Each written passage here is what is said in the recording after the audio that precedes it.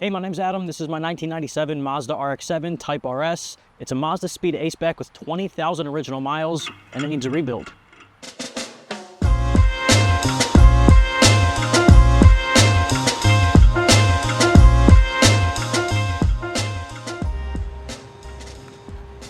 Now, I found this car in the summer of 2023 in Japan using an exporter out of Osaka, and the car arrived in the States in January of 2024. And when I imported it, it had 17,000 original miles on the odometer. And I thought I had a couple of years with this rotary before needing a rebuild. Now, we all know the rotaries eventually need one, whether it be due to apex seals, coolant seals, whatever it may be. But yeah, with such low miles, I just kind of thought I had a little bit of time to have fun with it before, needing to do anything to it.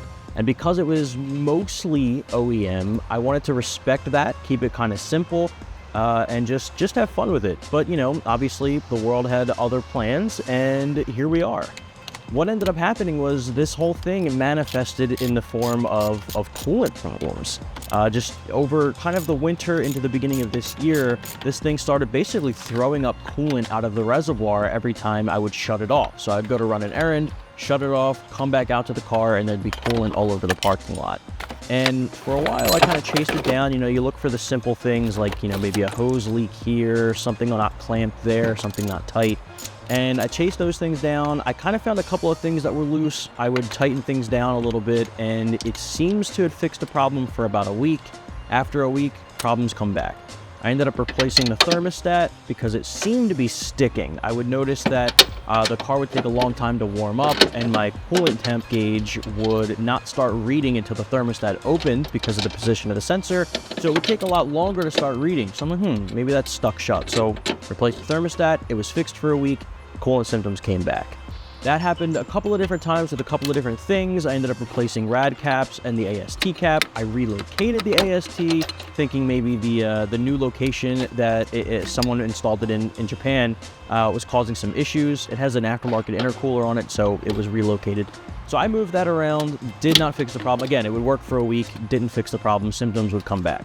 Finally, I did a pressure test on the coolant system, and it was losing pressure. And I'm like, okay, so there's a leak somewhere. Chased that down. I found a pretty significant leak in one of the radiator hoses, replaced that, fixed for a week, symptoms came back. It was so weird. You would think it would be fixed, and then inevitably those symptoms would come back, and it would still have the same issue. So I did a combustion leak test to try to rule out coolant seals. So if coolant seals were going bad, we would see combustion gases from the housings making its way into the exhaust chamber, or the coolant system, which would overpressurize, causing it to flow out of the reservoir. So I did the combustion leak test, and it came back negative. I did it several times, and I did not find gases in the system. So I just didn't know what was going on with it. Finally, I hit my tuner up. We had a discussion. We tried a couple of things, and ultimately we came to the conclusion that there might be a cracked housing, a cracked iron where the coolant seal sits. And if the coolant seal itself is in good condition, depending on the temperature the engine is cooling down, warming up, things expand, contract. I just might not be getting, when I'm doing the combustion leak test, I just might not be getting those gases in the chamber. So, what we're going to have to do is pull this thing out. So that's what I'm doing. I'm going to start kind of a little series on this channel. I'm going to do it by episodes. Just episodes are not going to be any specific thing. It's just however much I can get done in any given day, right? We all have jobs. I have a business to run. I make leather goods over at 80 Proof Goods. So when I get the time, I'm going to record all this, and I'll upload them as episodes. Now, this particular episode is just me getting started, right? I had to drain all the fluids, take the coolant out of the system, take the oil out of the system, and just start taking apart the auxiliary items. We've got the cold air intake off, the intercooler. It's a Night Sports intercooler. All of the hoses that come along with that.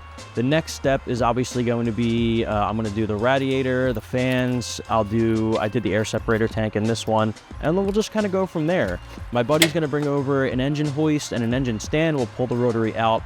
I will say I have zero experience pulling rotaries, working on rotaries. I'm just, the little bit of things that I've done in the year or so plus of owning this car. And I'm just really excited to experience this myself, get all the knowledge, kind of just absorb the learning experience. And then once I get it to, hopefully I can get it as far as the bare block by myself, I'll take it over to my tuner, we'll see what's going on with it. We'll crack it open, make sure the housings are okay, replace what is needed. Hopefully it's not too much of a costly build, but we'll see where it goes. I think the idea would be to street port it if I'm going to take it apart, so stick around.